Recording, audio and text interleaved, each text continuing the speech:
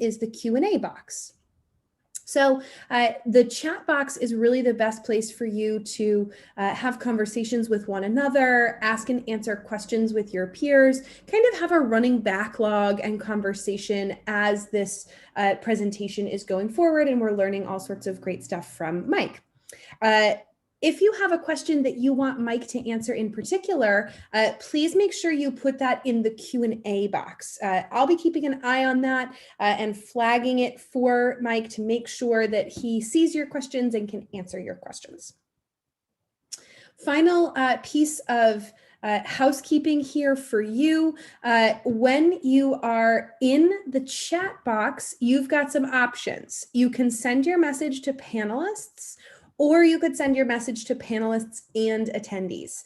I always suggest that you choose panelists and attendees because then your peers can see your contributions and not just me, even though I love to be a little bit greedy sometimes. Recommended that you put panelists and attendees in there. So we'll get started in just one more minute. And in the meantime, I encourage everybody to tell us where you're calling in from in the chat box. Reminder, make sure you toggle to panelists and attendees and let us know where you are dialing in from. Always fun to see the international crew.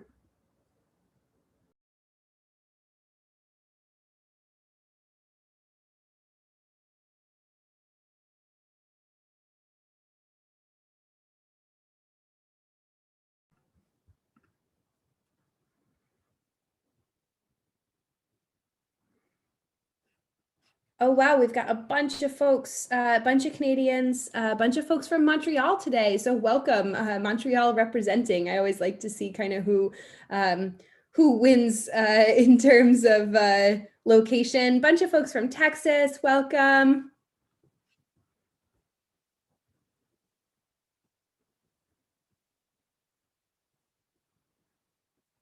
Awesome. Someone from Lowell, Massachusetts. I went to school in Lowell, small worlds. Big showing from Texas today. How's it going on in Texas right now? How are you guys all doing?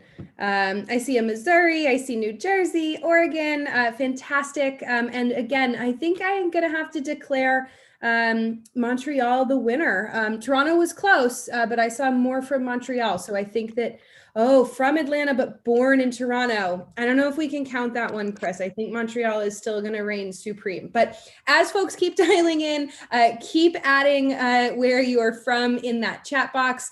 Quick housekeeping reminder for those that are just joining us now. When you chat in the chat box, make sure to toggle to panelists and attendees so that not just myself can see your contributions, but your peers can too. The chat is a really great place to have a running back channel conversation during this presentation.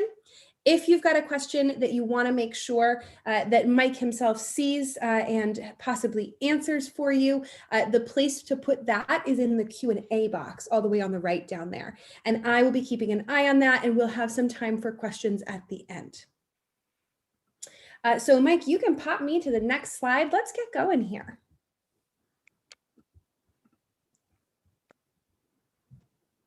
Thank you. So for folks, I see a lot of friendly faces and kind of familiar names in the participants today, but and a lot of new ones as well. So if we haven't met before, my name is Georgina Donahue. I'm the Director of Community here at Pragmatic.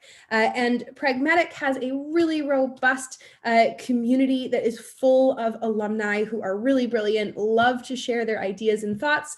One of the best parts about my role and about Pragmatic's community is that we get to connect you with folks like Mike Mace and really dig into these amazing thought leadership topics. But we do a bunch of other stuff as well. We have an online community space where you can ask a question to your peers and get kind of like real world, been there, done that answers and ideas. And then we also make sure that you can connect with instructors, Pragmatic instructors every week in office hours. So tons of ways for you to stay plugged in, and highly recommend that you take advantage of that. We can cruise right on over to the next slide when you're ready for it, Mike. Today, we are really going to be talking about the future. And I admit we can't actually predict the future. So if that's what you tuned in for, I won't hold it against you if you want to drop off now. I don't have the mystery and the secrets of the universe, but that's no reason to give up on long-term planning completely, right? We can't predict the future, but we don't only want to focus on reactions to market changes.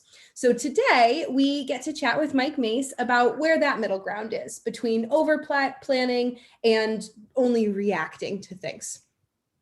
Mike is amazing. He's a 25-year veteran in the tech industry. Don't blush. I see him wanting to blush, but he's got awesome experience in software and in hardware companies. He was the head of Mac platform marketing at Apple, VP of product planning at Palm, and he's the current VP of market strategy at User Testing. So we're just totally delighted to talk to him. We're going to be able to pick his brain. He's going to share some ideas with us about how we identify what's possible versus what's impossible, right? Impossible predicting the future, but a whole other world of what is possible for you. We're going to talk a little bit about how to tell when a theoretical opportunity is likely to turn into something practical you can really get your hands on, and how you outmaneuver the competition along the way. So it's my pleasure to turn over the reins.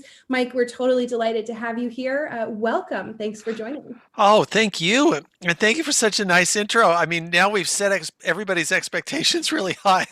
I'll try to live up to it. And thank you everybody for turning out for this. I'm really interested in your thoughts on all of this. It is very much my ideas about this stuff after being in the tech industry for a long time. So I do not pretend at all that I have all the answers. Think of this more as a way of getting a perspective and a discussion going. And so I will be very interested in your feedback, your disagreements, your questions, your ideas, all of that sort of stuff. I'd love to hear it today, but also offline. Otherwise, it'd be great to get feedback on it. So now, with all that set up, let me give you a summary of what I want to talk about today. So number one, when you look at the future in general, we as an industry, and I think the world in general, we are horrible at predicting the future. Just awful, awful, awful. And this is a leading cause of death for companies when you look at history, and I'll give you some examples of that sort of stuff. Companies tend to cope with the uncertainties about the future in a couple of ways, both of which have their own predictable flaws. And so I want to talk about that and how to compensate for those things. I think the most important way to compensate for it is to just have a different attitude toward the future, rather than thinking about it either as you cannot predict at all, and therefore you need to just react, or thinking about it as something that you can kind of, through your brilliant intellectual powers, that you can actually control and cause to happen. Neither of those really work. There's a middle ground where you look at what's possible and you figure out how to kind of modify the future a little bit without trying to completely drive it. And I want to talk to you about how that all plays out. And this is something that I've tried to do at companies in the past and some of the teams that I've set up. And so I want to talk about specific practical stuff about combining customer information and tech information and competitor information to help you think about things that could happen in the future. So here's the agenda. I want to warn you that this presentation is front-loaded with theory, and then I talk about practical stuff at the end. There are a lot of people in their personalities, they love theory, so you're going to have fun right up front. There are other people who in their personalities really want to get to the practical stuff and would prefer to have only half a slide on theory. I apologize, you're going to have to put up with it, but I promise we'll get to some practical advice at the end. So I'm going to talk about the trouble with predicting the future to really to define exactly what the problem is. We'll talk about the ways that companies cope and the vulnerabilities that creates. Third, we'll talk about this different way to look at the future that I want you to think about, and then we'll close with stuff to do, and then of course questions and discussions at the end. So to set this all up, I'm going to unfairly pick on a very popular business book from the 1990s. So if you've been around long enough like me, you will probably remember this book. It's called Competing for the Future. This was one of the best-selling business books of the entire 1990s. It framed a lot of people's thinking on stuff. It is still in print today. So it kind of is an evergreen business book that you still see schools talking about and stuff like that. And to me, what's striking about this book, by the way, it's a good book. It's worth reading, but I'm gonna pick on something because it's a great example of what happens to us. They made 9 predictions right at the front of the book in the first chapter of things that were about to happen. Standing on the verge of these massive changes that are going to drive entirely new industries that are going to revolutionize everything. So it's been 27 years since the book was written. I want to look back at those 9 predictions, and this will kind of tell us something. So, prediction number 1: miniature robots built from atomic particles that could unclog sclerotic arteries. Man, that's hard to say. Okay, number 1, there's a little issue with wording here. I think everything is built from atomic particles last time I checked, so I'm not quite sure what they were trying to get to. But anyway, the vision was we're going to be able to miniaturize these little robots that will crawl around inside your bodies. This was 27 years ago. This was supposed to be imminent. And they will fix things. And there was actually a movie in the 1960s where human beings got shrunk down, and so this was kind of harking back to that idea and stuff like that. We haven't gotten there 27 years later. About the closest that we've gotten is the thing that you can see that guy holding. So it's about the size of half a AA battery. You're supposed to swallow it, which really, really scares me. And it's a little miniaturized camera that's supposed to go through your digestive tract and take pictures, which is kind of cool. I mean, I like that idea. That's a beginning. I worry that the process of swallowing it might kill you, but presumably the doctors would watch and you'd be okay. But that's about the closest that we've gotten to this vision, and it isn't anywhere close to what they were talking about. So this one didn't happen.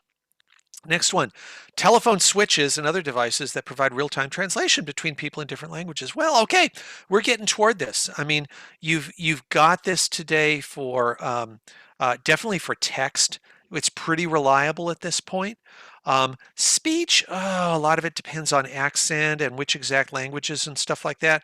I don't think we're really there at the point yet where you could be sitting next to a stranger from another country on a train and have a live conversation with them, and that would just go really great. But we're making a lot of progress toward this. But it's been a really slow slog. And remember, 27 years ago, this was called imminent. And so that part didn't really happen. Third one: digital highways into the home that will offer access to the world's store of knowledge and entertainment. Oh my God, absolutely on target. Absolutely happened. That one's really, really great. On the other hand, I'm not trying to criticize, but at the time they wrote this, America Online was already a decade old. Netscape had already been founded. The web was kind of coming. So it's not so much a forecast or a prediction out of the blue as it was just an extrapolation from what was already happening. But nevertheless, they got this one right, and so I'm fully willing to give them credit for this. Next one: urban underground automated distribution systems that will reduce traffic congestion. I don't know. I'm not even sure what this was supposed to be. Maybe this is Elon Musk's vision of having tunnels under cities or something like that. Could well be, but the way we worked out distribution to reduce traffic congestions was just to have the trucks drive at night, and so we didn't need to dig a bunch of tunnels and stuff. So I'm not sure where they were going with this one. Next one: virtual meeting rooms that will save people the wear and tear of air travel. Okay, well, virtual meeting rooms, we're in one now. It's cool. It actually works. It did take most of the 27 years before it reached critical mass. There were companies working on it for a long time beforehand. I thought it was really interesting that they said this is going to reduce the wear and tear of air travel, which actually air travel did not go down as video conferencing started to appear. What happened was we had a pandemic that forced us all to get together, and it saved the economy from, I don't know what would have happened if we hadn't had that available. So interesting take on the technology. It took a lot longer to arrive than we expected, and also the problem that it solved was very different from what they were talking about, which itself I think is really, really interesting. Next one: biomimetic materials that will duplicate the wondrous properties of materials found in the real world. Even by 2008, National Geographic was taking shots at this one, saying that it's not really happening. Even the word biomimetic, so this is Google search popularity for that word. You can see the word itself is dying. There has been some effort around this, but it hasn't been the sort of revolution that they were talking about. Next one: satellite-based personal communicators that let you phone home from anywhere on the planet. Well, okay, so you can phone home from everywhere, but it's definitely not satellite-based for most of us. There are sat phones. They're twice the weight of a smartphone. They have really dinky screens. The phone costs $800, and the phone service is $1 a minute. You're not going to be doing a bunch of web browsing with that. So this is one where there was a competitive issue that just caused this particular technology not to reach critical mass. I also think that dollar a minute would have been a stopper for most of us in any case. Next one, machines capable of emotion, inference, and learning. Okay, so that was supposed to be imminent 27 years ago. It is still imminent today. Don't hold your breath. Next one, bioremediation. We're going to custom design little organisms like little bacteria that will clean up the Earth's environment. Absolutely has not happened. It's illegal to try to do this in a number of places. What we have done is picking out real world bugs that like would help with bioremediation. So there's been some effort, but this idea of custom designed organisms not happening yet. So you add it all up, and there's marginal stuff and things like that, but it's about 3 for 9 in terms of correctness. So about 1 in 3. One of the big issues is it's not just a matter of being correct. You have to also say when it's going to happen. So even if in the future, like satellite phones maybe eventually become practical, you've still got companies that lost enormous amounts of money believing that it was going to happen earlier. Motorola dropped $2.6 billion on the Iridium satellite phone system. It's one of the reasons why they're not around today. They were labeled Edsels in the sky by Wired, which is pretty cutting when Wired calls you something like that. So we got a problem not just with accuracy of predictions, but also timing on how to get the timing right so you can make a business investment. So why did the predictions fail? Well, some of them, they just didn't solve a compelling problem, like the underground delivery tunnels. Some of them were implemented wrong, like video conferencing. For a long time, the emphasis was on making giant video conferencing rooms, like Cisco was doing those things that cost like $3 million, and it would let a company in Tokyo talk to a company in the US. Okay, fine, but actually doing it through our laptop computers turned out to be way better. Sometimes it was competition. That's what happened to the sat phones. In a lot of cases, what happened was that the authors mistook a technology that they could describe for a technology that actually could be caused to work today. Paul Sappho, a futurist, had a great quote on this. He said, "Never mistake a clear view for a short distance." We constantly do that. We see something that sounds like it's going to be practical because we can imagine it, and maybe, somebody can even mock up a little demo, and we assume that, oh, that's just a really short path in order to make it practical to use. And very, very, very often that is not the case. So that's the situation on why it kind of sucks to try to predict the future. Next, let me talk about some of the ways that I've seen companies try to cope with that and the problems that that creates for them. So what you have here is an inverted bell curve. And it's my way of drawing out the fact that companies tend to cluster in one of two ways of looking at the future. You get some companies that I would label visionary, which are usually led by somebody who's really, really smart. Often it's a founder-led organization, and they believe they can drive and control the future. And then you get analytical companies at the other extreme, which believe that through proper creation of spreadsheets and presentations and proper research and all this other stuff, you can produce accurate predictions of the future, and then you drive your company planning based on your reaction to those predictions. So most companies tend to lean one way or another. It's very, very rare to find one that's an exact mix between the two. Furthermore, this chart is not really to scale because most companies lean on the analytical side. The visionary ones are relatively smaller in number. So to give you some examples, when we say visionary, it's real easy to think of some prominent companies that have gotten that way. Everything Elon Musk does is driven by Elon's vision. Amazon, whatever you might think about the relative popularity of Amazon today, what they did with online shopping and then with web data, those were amazing visionary things that they did. Apple, led by an absolutely charismatic visionary that did a lot of amazing stuff. On the other hand, there are a lot of visionary companies that crash and burn horribly. So Palm, 6 years of my freaking life, and I can tell you it was really visionary driven and it did not work out great for us. The DeLorean motor car company, the only reason people remember DeLorean today is because that's the car in Back to the Future. Other than that, really not a big commercial success. One that I love personally, upper right hand corner, That is the Roton rotary rocket.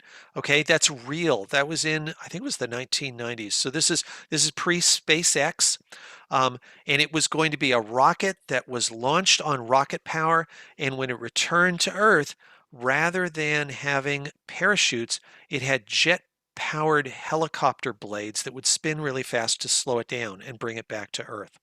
And they built prototypes. They went on for years and years. They raised a bunch of money. It didn't work out for them. They ran out of money. The company's completely dead today. That little prototype that you see there is someplace in Mojave on display as being, memories of our ancestors who tried to do things that didn't work out. So the visionary companies sometimes go big, very often complete collapse. Analytical companies include a lot of the big ones that have been around for a long time, and it's easy to think of these. Some of them started as visionary and they eventually evolved into analytical. Some of them have been analytical from the start, but there are lots and lots of examples like this. So, strengths and weaknesses. The analytical companies are really good at responding rapidly to market changes because they are always listening and always evaluating. They're very good at optimizing costs and efficiency and all that sort of stuff. In a predictable market that's not changing, they can do really, really well. And so they are relentless in those sorts of industries. They're the people who will cut costs by 3% a year and just drive everyone else into bankruptcy. They have big weaknesses, though. Because they are doing this group analytical thing, they are very vulnerable to groupthink. If they are in a stable industry that changes suddenly, it is very hard for them to cope with that at all. They tend to focus on tangible short-term things rather than intangible long-term things because those things are harder to analyze, right? And they manage for things they can analyze. It's very hard for them to differentiate because they tend not to have original ideas. Everybody does the same analysis, they come to the same conclusions. They also tend to have mission drift. So what will happen is even if they have an idea of something they're trying to pursue in the market, because they're focused on being responsive to stuff that's happening, they will evolve themselves away from that original mission. That can be good, but also can result in companies just completely getting lost sometimes. So on the other hand, for the visionary companies, they're very focused. They're very decisive because they tend to be leader-led. They stay on course and they're willing to invest in the long term. Look how long Amazon was willing to lose money. Decades to establish what they wanted to do. Look what Elon is doing today, with his companies. The weaknesses, they will ignore market data. So even if there's stuff that invalidates their original idea, they just tend to ignore that stuff. Steve Jobs really didn't like market research. It's like that's going to distract me from the vision. I don't want to hear about this sort of stuff. And I'm not trying to speak for him, but that's the sort of behavior that I saw. They tend to ignore outside input because the outsiders just aren't as visionary as we are. And so these companies are vulnerable to if the leader gets the wrong idea, if the vision fails, they can very cheerfully walk completely off a cliff and be totally destroyed without even realizing what's happening. So they're wonderful until they fail spectacularly. All right, so there's an example on this. I witnessed this one because I was involved in the early days of smartphones when I was at Palm. And you had a bunch of companies that were trying to iteratively evolve toward doing a smarter phone by like bringing in little bits of text information and stuff like that and evolving. We were trying to evolve PDAs in order to make them into phones and stuff like that. And that was kind of an analytically driven process. There were some more visionary companies, like I'd say the BlackBerry people, the ones who did the text messaging and email messaging phones. They were really pursuing a different vision. The idea was you would have a keyboard built into these things, and there were certain tasks you could do with them. And they were very, very popular. They were extremely successful for a long time. At a time, this was the leading smartphone in the United States.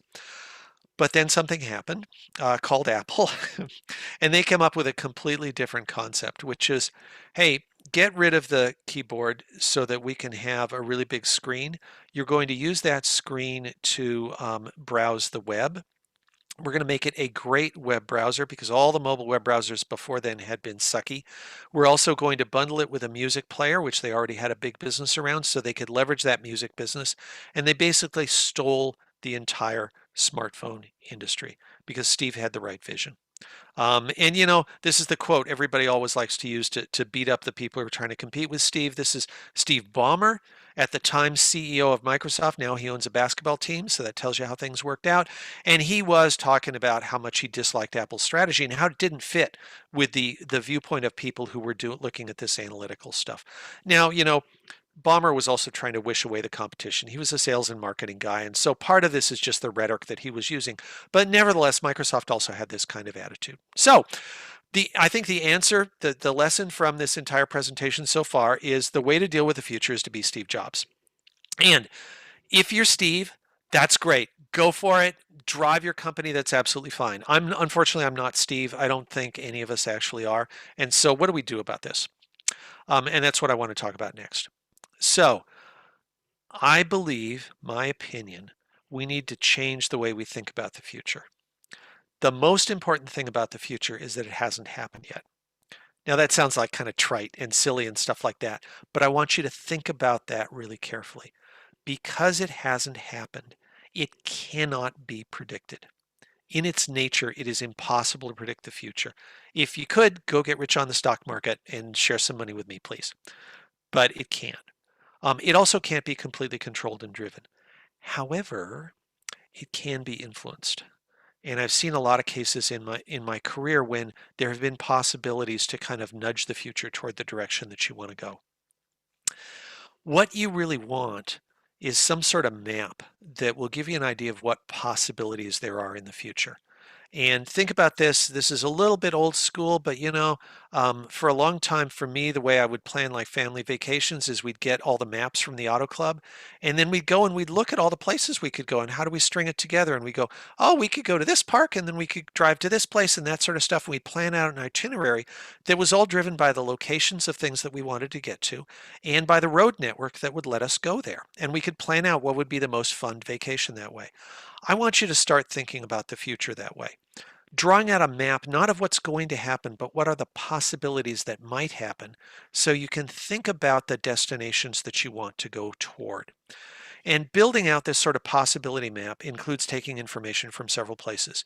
You need to know about technology futures, like what might be possibly built.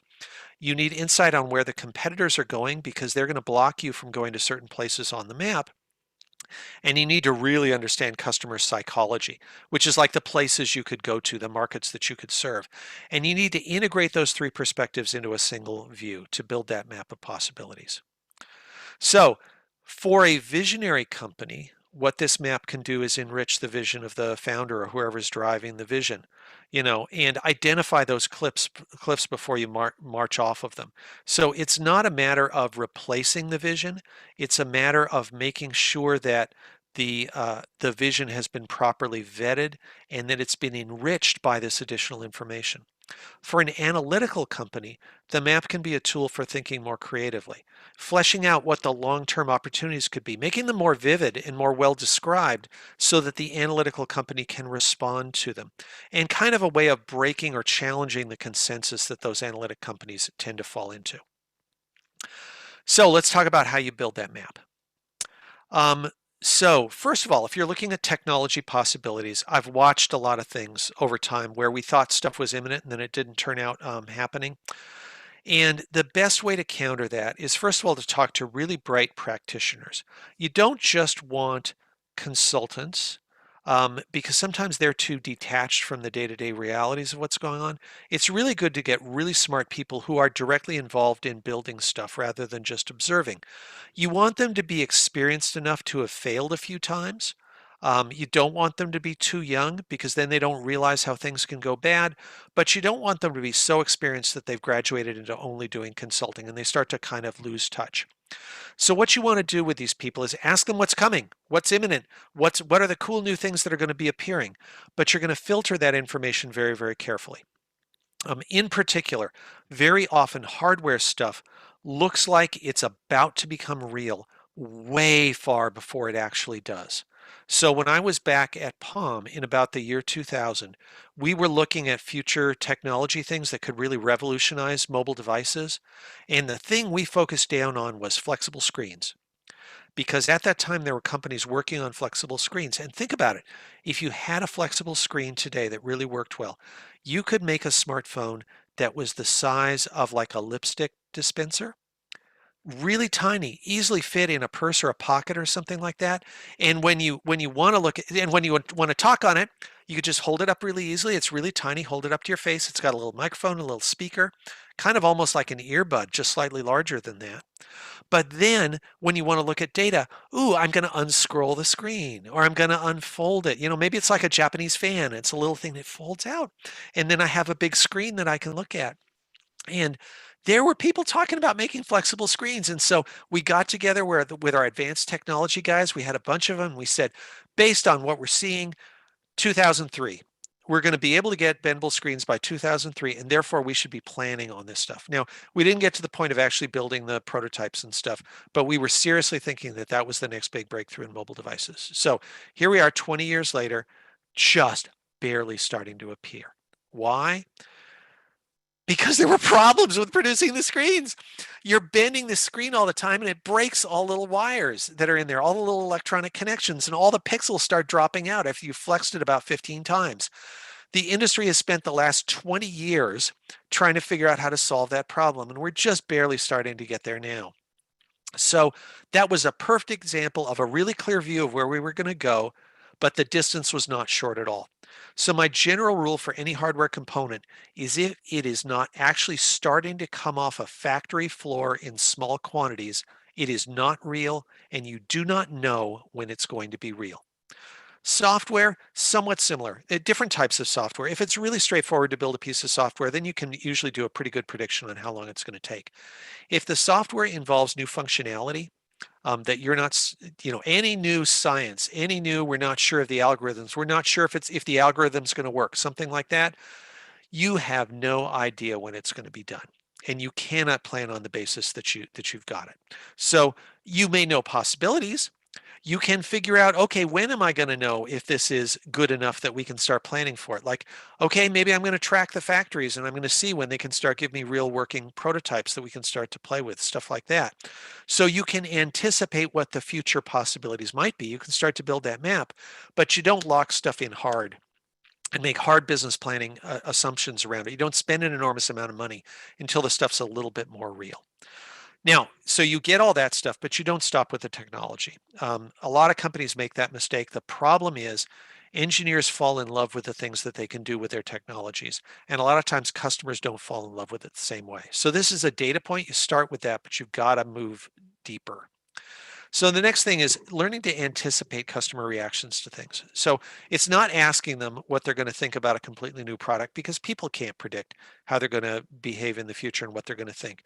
When I was at Apple, we used to try to ask Mac owners what they would like to have as new features in the Macintosh. We did all these surveys and stuff like that.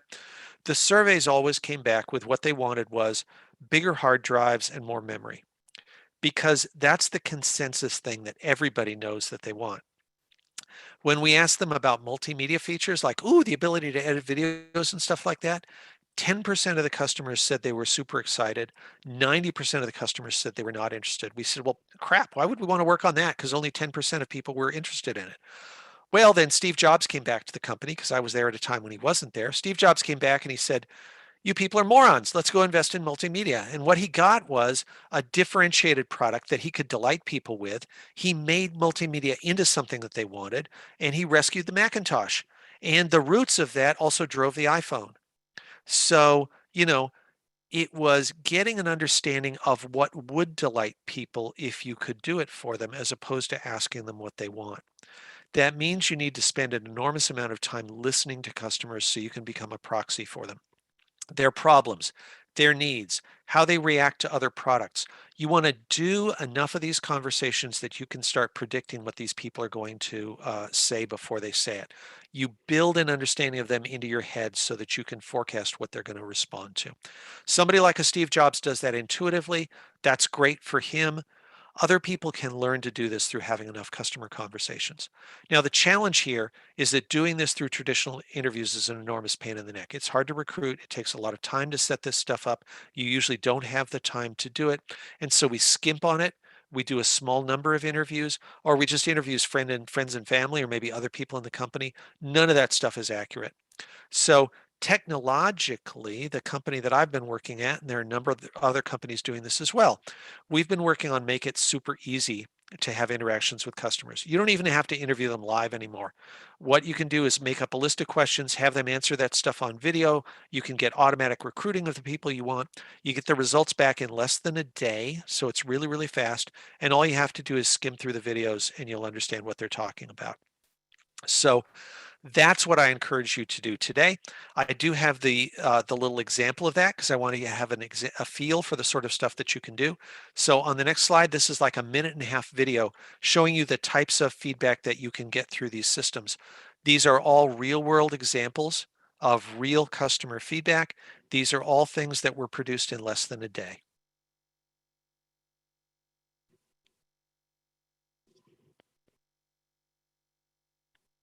This hood just like wasn't wasn't quite right for me, and maybe I can show you. It's like a good shape for my head, but this bill is just weird. I'm open to telehealth, but I would prefer to go to an urgent care walk-in clinic because how would they know? Would they have me push my finger and tell them what I feel? I don't know what I'm feeling. Find a pair of women's tennis shoes you would like that are white, size 9, and under $50. And it's showing me Halloween costumes. The graphics are intriguing, so I like that. What I didn't like was it's trying to pull me into the application before I even get some information about it. How did I get in here? Why would I want to dial somebody? Okay, save $1 on that one too. It just kind of seems like a picture that my mom used to have in her dining room, like in the 80s.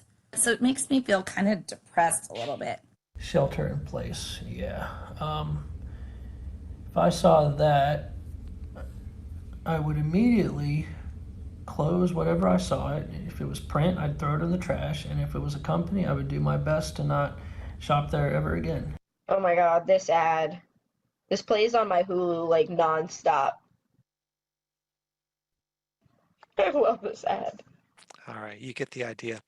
So, people tend to think about usability testing as being something that you do just for perfecting a product feature. And you saw some samples in there. The thing I want you to understand is it's actually just a really, it's a technology for getting very rapid feedback on anything you can ask a customer about. And so think of ways you can apply that to your process of learning how customers think and getting inside their heads. So then the other piece of this future possibility map is competitors. And what you're trying to do with competitors actually is very similar to what you're trying to do with customers. You want to get inside the heads of these companies because every competitor has its own personalities. And the personalities and the behaviors of the company, its business practices make it predictable so you can anticipate what it's likely to do in the future. So the way you get to this is you read all their marketing materials, you use their products. And this can be hard in B2B to get access to somebody else's products and be able to play with them. But you really need to do that because a lot of the company's psychology is reflected in the way they design the interface, the way the product works, which features they make most prominent. All of that sort of stuff tells you how they think and therefore how they're likely to behave in the future. Also, a great thing to do is if there are conferences, once we're back to having live conferences, you go to those conferences and you talk to their employees, ask them questions about what they're thinking, challenge them on stuff, see how they respond. And throughout this stuff, there are questions you want to be asking yourself. Who are they designing this for? Who do they picture as being their customer? What trade-offs are they making in product design and why? What assumptions are they making about the customers? What are their beliefs that they're reflecting in their product? What are they really good at doing? Because they'll try doing more of that in the future. Where do they invest their time? And you add all that stuff together and it gives you a picture of how they're likely to behave in the future scenarios that you're drawing. This is not an easy thing to do. It requires somebody who's a really good intuitive thinker. They need to spend a lot of time building up the information. It's a senior employee you need to be using for this. This is not something that a junior intern is going to do. And unfortunately, lots of companies, who do they throw into the competitive analysis function? It's the junior interns that they just hired. Oh, go here and learn the business. They're not going to be able to give you this sort of insight, unfortunately. So then you need to draw the map. So you get those perspectives together. You start with the customer needs because that's the landscape, the potential places that you could go. Here are the problems that they have that we could go try to solve. You layer in the technologies because that tells you whether or not you're going to be able to serve those needs. Oh, here's a technology coming along. We could apply it to that problem we were just talking about. It gives me a new perspective. That's really cool. Then you layer on top of that the competitors. So if this situation happens, do they have an adjacent technology that they already own? Do they have a patent portfolio that's going to make it difficult for us to operate there? Do they have a product adjacent? How are they likely to respond when it starts to become clear that we're going in that direction? And then you can anticipate, okay, what do I do to block them off before they get there? So before they even get the idea of coming after us, you're going to find ways to insulate your stuff from that. It's thinking several steps ahead about both the marketplace and about the competitors. If you're working within a company, all this information eventually goes into a presentation. It's a series of 1 to 2 slides per issue laying out the evidence. If you're presenting this up to a senior management team, you separate the evidence from the implications, what you think the company should do, because you want to make it not just a, I'm forcing you to do this, but it's a thought document. It's an explanation document. You want to drive discussion. And then you present this stuff to the leadership team. You make sure you got a lot of time to talk about it, like an afternoon or maybe an offsite, where you're going to then have a big debate and discussion about it. And together you will figure out, what do you think this future map of possibilities looks like, and which possibilities do you want to go after and why? It's harder to do this the larger your company is. In really big companies, unfortunately, you usually have a separate competitive analysis team, which has some junior people doing data collection in most cases. You have a separate market research team, which usually is focused on running surveys and opinion tracking. I'm not trying to denigrate market researchers, but that's usually the centerpiece of the work. And then you have a totally separate advanced technology team, which is a bunch of really senior engineers and scientists. All three of those groups usually operate completely separately. They don't talk to each other. They don't even respect each other because they don't value each other's works. So in that sort of situation, you need to get those groups together and you need to do a cultural intervention to get them to to value the work of each other. So you need a company leader who respects each of those functions and will make it really clear that they're expected to work together. You ask them to work on cross-disciplinary projects to give all their perspectives together, and you keep doing that until they start respecting each other's perspectives. You give them shared projects and reports about the future, stuff like that. And somebody needs to engage closely to drive this process to make these things mix together, because otherwise they will naturally separate out and they won't tend to work with each other, and you'll never get the sort of map that you need to get. So this is a management challenge. It's a culture change challenge. It has to be driven very deliberately and very carefully in order to make it work. I've worked on this sort of stuff at companies. So if you're in that sort of situation where you want to try to drive this, drop me a note. I'd be glad to let you know what worked for me and what didn't work. So hopefully can save you a little bit of time. So that's kind of my view on the future and how to deal with it. So the stuff I want you to remember out of this is, number one, we all stink at predicting the future because in its nature, it can't be predicted. And the question of when something is going to happen is even tougher than the question of what. I'm at the point where I don't really care about the what anymore. Tell me when, and that's what I really need to know. And that's the hardest thing to do. Both the analytical company and the visionary company approaches have flaws. You can make both of those basic approaches better if you can layer in a map of the future possibilities. And what you're looking to do is understand where you might be able to go so that you can't drive the future. You can't exactly predict it, but you can massage it. You're going to give it a back rub. You're going to encourage it to go in the right direction so that you've got a better chance of being successful. And the way you're going to understand those possibilities is by combining a deep understanding of how customers think and feel, not what they say, but what's inside their heads, a really realistic understanding of the technology possibilities and what can actually be built in the next few years versus what's theoretical, and then a good intuitive understanding of the way competitors will react so that you can outmaneuver them ahead of time. If you get it right, this can give you a much better chance of being successful. It's not perfect. It's not always going to work perfectly, but it'll increase your odds a whole bunch. There's a quote that I love by Alan Kay, another futurist, and he said, "The best way to predict the future is to invent it." I strongly agree with that.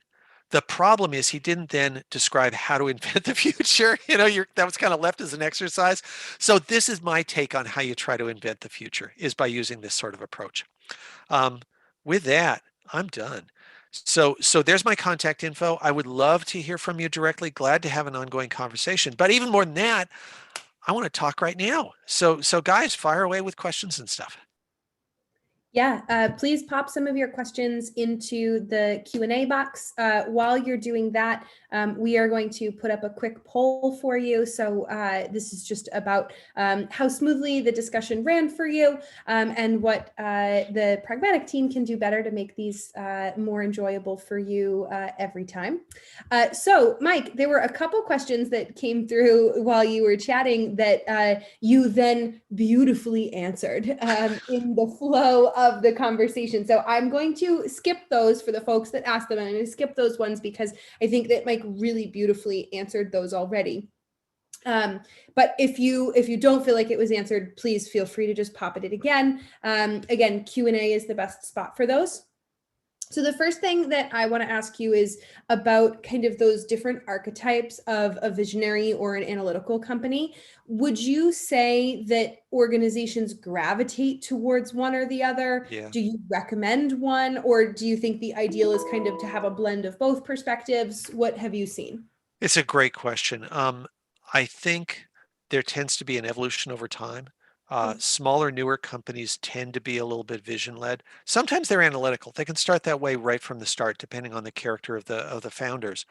But what you see a lot of times is there'll be an initial visionary leadership that's really good at doing stuff kind of intuitively. And then the torch gets passed at some point to kind of more analytical perspectives on things and a more analytical approach. You can see that evolution with a lot of the companies that I was talking about. And it's a pretty common thing to have happen, just because visionaries are very hard to find. They're very rare people. And so you're just not going to run into them that often. As for which approach is right, I don't think either one is right or wrong. It's more a matter of being humble about understanding what your strengths and weaknesses are, and then accommodating to it. And that's what I really want to emphasize, is to an analytical company, it's a little bit easier to sell this idea of future mapping, or possibility mapping, because it's kind of another form of analysis. And so they're used to doing analysis anyway. It's softer analysis. It's not as quantitative as what those companies tend to like, and so it can be a little hard for them culturally, but they tend to be able to deal with it. It's more a problem of an analytical company tends to be bigger. You've got these groups that really are not used to talking to each other, and it's very hard to get them to work together. That's the big obstacle there. Visionary companies, the big thing is that visionary founder or visionary senior executive, do they have enough humbleness to admit that they might be wrong? And often that's a really hard thing for them, because their whole history has been overcoming obstacles by being right when other people were telling them no. And therefore they've learned that the way they're going to be successful is by ignoring what other people say. And so it's a matter of, are they self-aware enough to recognize that their vision could be even better if they had more input? It's not that the possibility map competes with the vision. It gives a more rigorous way for the person with the vision to test and inform and make their vision even richer. If it's presented that way, it usually goes down pretty well. If it's presented as something that competes with the founder's vision, a lot of times it kind of makes them insecure, like somebody's going to be interfering with my ability to steer the company, and they really do not appreciate that. Makes sense. And there's another question about the possibility map that I want to dig in on a little bit. Yeah. Who is the one that is usually presenting that? Who's putting that together? What kind of role do you see kind of in charge of the possibility map, if it's not the visionaries themselves? Yeah. Somebody who's senior enough to be able to pull together those perspectives, and who is trusted enough to do it. So, usually it'll be director or VP level, that sort of stuff. And you can have people in strategy roles. It could be product management. A lot, this is a great thing for product managers to do, to be bringing all these perspectives together. They should be doing that. Could be product marketing, could be company strategy. I do some of this stuff at user testing. My title's market strategy, but emphasis on the word strategy. So it needs to be somebody who's taking a broader view of your longer term direction and who has the ability to reach cross-functionally across the company, because it does need to be a cross-functional thing. In companies where product managers are empowered to take on that sort of cross-functional role, where they're not just kind of project managers, it's, to me, this is a natural for like an outbound product management exec, that sort of thing. Yeah, makes sense. Pivoting a little bit, there's a couple questions here about competitive analysis, competitive intelligence. So someone's putting together a competitive intelligence framework and is curious what some of the key categories of information that they should be looking at, what that should be included in that. Oh boy, that's a great one. Well, number one, this is kind of like I'm trying to evade the question. I'm not. To me, the most important thing is getting a sense of the gestalt, like how it all adds together. There's the what's his name? Michael Porter wrote the big book on competitive intelligence, and it's all about how you're supposed to do all these charts and tables and fill them all in, and that's going to tell you what the competitive stuff is. I'm not a huge fan of Michael Porter, to be really, really honest. Not that I don't have anything against the human being, but just that approach. It's kind of like if you gather enough analytical stuff, it'll somehow magically transform. My take is when you're looking at competitors, what you really want to do is get a good intuitive sense of how they think, because that's what lets you predict what they're likely to do. And so what you want to do is gather all the data that will feed your intuition and will give you a better sense of it. And that is all the traditional stuff. You want to know about their financials. You want to know about their investors, if they are still investor controlled, like a startup or something like that, because the direction that the investors are looking for will help guide you towards some of the stuff that they'll be under pressure to do. The things that individual investors have said about their market for a non-public company, that can be really, really useful stuff. You look at their marketing, because the way they describe things tells you how they think. The structure of their website, what do they feature? What does it say right on the front? A lot of times you can look at the homepage of a company and you can understand so much about how they think just from how do they present themselves. Now, there can be exceptions, especially if they hired a consultancy to do the homepage for them, and then you're getting the attitudes of the consultancy. But if you gather a lot of these tells, how do they pitch themselves? What documents do they give to customers? You don't want to solicit confidential stuff, but things that's not labeled confidential. Any data point that you can give that gives you a different angle. Talk to their former employees. That can be a great one. Don't solicit confidential information, but just, what was it like to work there? What were you guys focused on? You'd be amazed at general stuff you can learn about how they think. The more disparate data points, you load them all up in your head, or you get a few people to load them up in their heads and then talk about it. And you just start to get a picture for how these guys are thinking, how they're going to operate, what's going to go on. And that's what lets you start to anticipate their future behavior. So it's not so much competitive intelligence as it is competitive understanding. And it's very separate from the other competitive thing that you need to do, which is gathering data points for the sales team. And so you don't want to confuse those two things. You got to feed the sales team with the data points that they need and with the stuff to say. This is a separate thing about gaining understanding and therefore being able to predict a little bit. Small question related to competitors. Is it ever appropriate to ask your customers about your competitors, or is that kind of does that not look good on you? Great question. Yes, you want to do it. And in fact, I do that all the time. It's, you don't want to make it sound like you're insecure or something like that, but it's just like, hey, we're trying to make our product better, and we're trying to learn from what our competitors are doing. And would you like to share any impressions? We've got some customers who use both our product and the competition's product. And we just ask them, hey, can you can you show us? Can you tell us what you like and dislike? Tell us what you love about the other thing. And usually people are glad to talk about that stuff because it's very flattering to be asked for your opinions. What do you think? What would you do? You don't necessarily follow everything that they tell you, but you get all sorts of good little tidbits. But again, it's not soliciting confidential information. So I will say, hey, do you want to share that piece of collateral that they gave to you? That's great. But if it says confidential on it, it goes straight into the trash. I don't even look at it because I don't want to create liability for my company. And furthermore, competitive stuff can be a slippery slope where it's easy to fall into trying to do all these corny spy things, some of which is very dubious ethically. You don't want to start down that slope. That ends up screwing you up over time. And you don't need it. Besides, there's tons of publicly available information. You can find what you need other ways.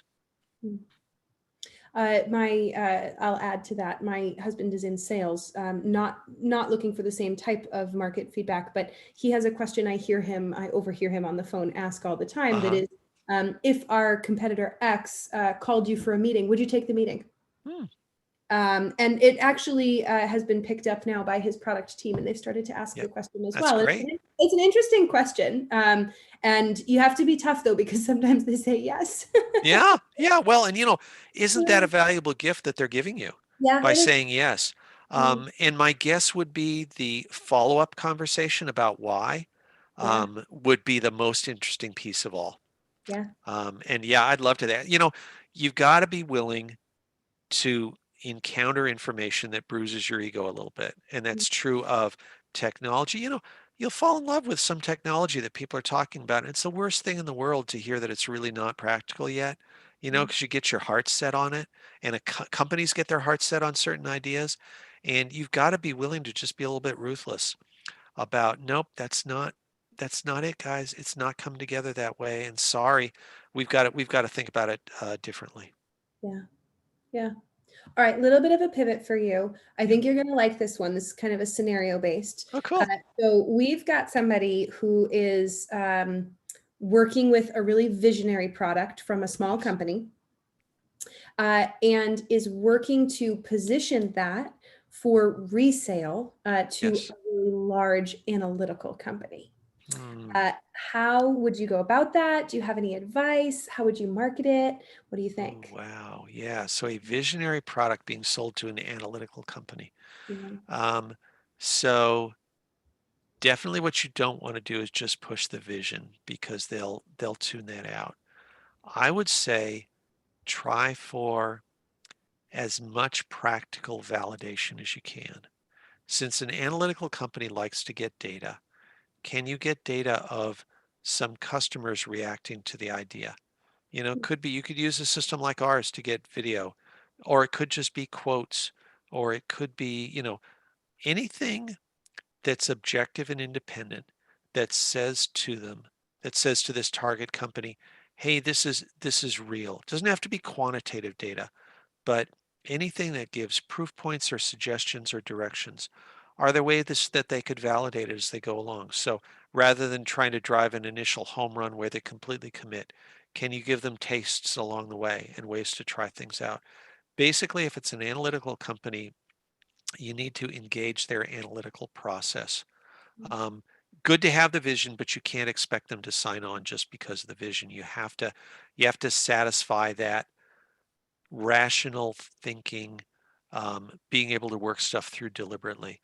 And the more you can feed that process for them, even if you don't have proof, right? Because for a brand new product, you usually don't have the success story that says company X saved $3 billion. Nice to have that, but that's fantasy land for most new products. But any little proof points, any validation, any people saying the right things about it, all of that stuff can add up. Analysts saying that the idea is a good one, that sort of stuff can be good evidence as well. Really good advice. Really good advice. And a good question too.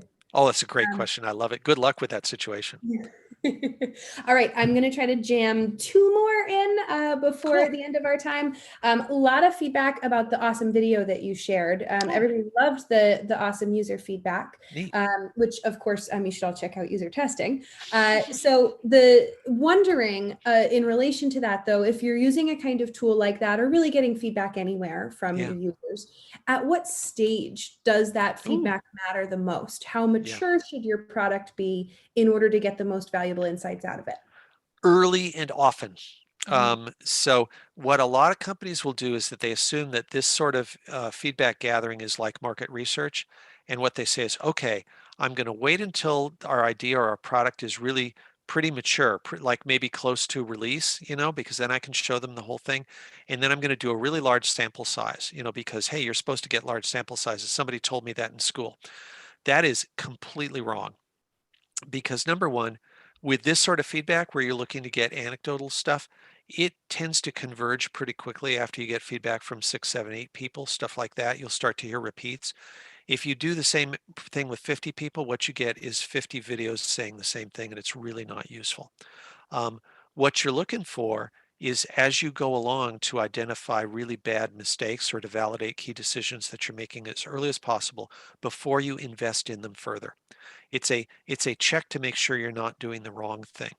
And so very early stage ideas, you do discovery interviews. And by the way, do the discovery interviews self-guided. Don't do them where you're on the phone, because people hold back on their opinions when they're talking to a human being.